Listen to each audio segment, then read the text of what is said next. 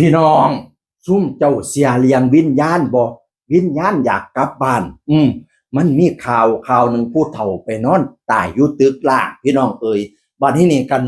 นอนจนมาใหญ่เหลือแต่กระดูกกระเดี่ยวสินะบัดนี้ก็บ่มีผู้ใดฮู้บ่มีผู้ใดเห็นผู้เฒ่ามาแต่ลำปางพุ่นไปนอน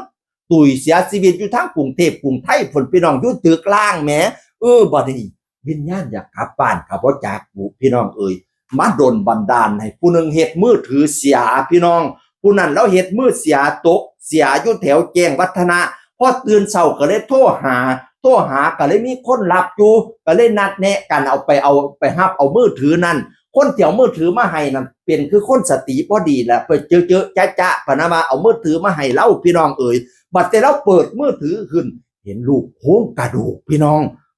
โครงกระดูกอุ้ยแล้วทายต้องหลายรูปโอ้ยเว้ามาแล้วขนกิ้งลุกพี่น้องเอ่ยนอนเสียชีวิตอยู่ตึกล่างแล้วตกใจเบิดแหม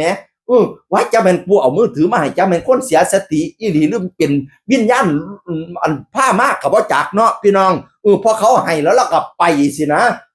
บัดแต่เราเห็นแล้วเราก็เลยแจ้งไปยังมูลนิธิต่างๆแจ้งไปยังตำรวจแจ้งให้คนช่วยเหลือแน่ว่าอันนี้นะมันเป็นภาพเนี่ยเขาส่งภาพมาให้มันอยู่ในมือถือเราตอนเฮ็ดเสียให้ตามหาโครงกระดูกโครงนี้แน่ส่งฮอดไปหากันจอมพลังพุ่นตัวพี่น้องเอ่ยทีมงานของจักกันจอมพลังนี่ล่ะพ่อพูดเจ้าของมือถือก็มาพูดว่าเจอแล้วนะครับทุกคนขอบคุณทุกท่านที่ช่วยแชร์ช่วยหาพิกัดพนะว่าปฏิโพสไปเขากับหลายคนก็แซ่ซอยกันแต่พูดที่เป็นหัวเรือใหญ่คือทีมงานของกันจอมพลังพี่น้องเอ่ยกันแล้วก็มาเขียนโพสต์ว่าจังซี่ล่ะมีหนุ่มทักมาขอให้ผมช่วยหนุ่มทำโทรศัพท์หายแต่มีคนเล่ร่อนเอามือถือมาคืนเปิดมือถือกลับเจอโครงกระดูกเนื้อเปื่อยในมือถือผมจะให้ทีมงานออกตามหาร่างในภาพตอนนี้เจอร่างแล้วครับประสันบานะเคสหลอนผู้ชายทำโทรศัพท์หายมีชายเล่ร่อนนำโทรศัพท์กลับมาคืนในโทรศัพท์ของหนุ่มกับมีภาพโครงกระดูกปริศนาด้วยซึ่งหนุ่มไม่รู้ว่าจะมาอย่างไงจึงทักมาขอให้ผมช่วยตามหาโครงกระดูกในภาพผมจึงส่งทีมงานไปหาใน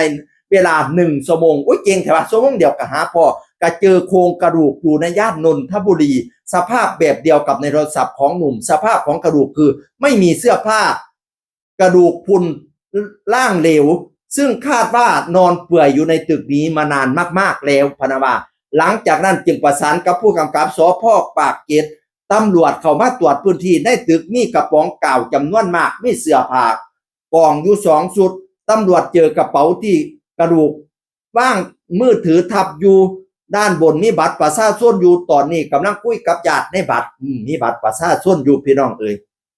กันพระจอมพลังก็เลยมาเขียนต่อว่าโครงกระดูกนอนเสียชีวิตอยู่ในตึกมาหลายเดือนตอนนี้ทราบแล้วว่าเป็นผู้ชายสูงอายุมีญาติอยู่ลำปางจากบ้านมานานไม่รู้อะไรดลใจให้ทีมงานผมจนหาร่างเจอแต่วันนี้คุณได้กลับบ้านแล้วโอ้ยได้กลับบ้านแล้วบักหลาคำแพงอีพอโอ้ยแม่บักหลาผู้เฒ่า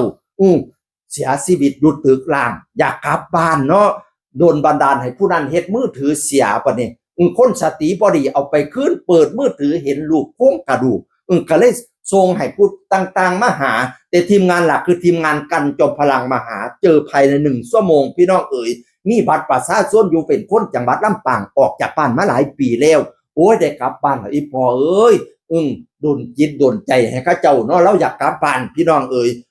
ให้กลับบ้านกลับเฮียนกลับชานซะเด้ออีพ่อเอ๋ยนั่นละเรื่องเล่าทั้งเบิดเรื่องนี่บ่เป็นตาเสียก็เป็นตาเสียดิพี่น้องเรื่องวิญญาณมาบอกนี่นะเสียงคนเก่าเว้าสู่ฟังสวัสดีครับสวัสดีครับ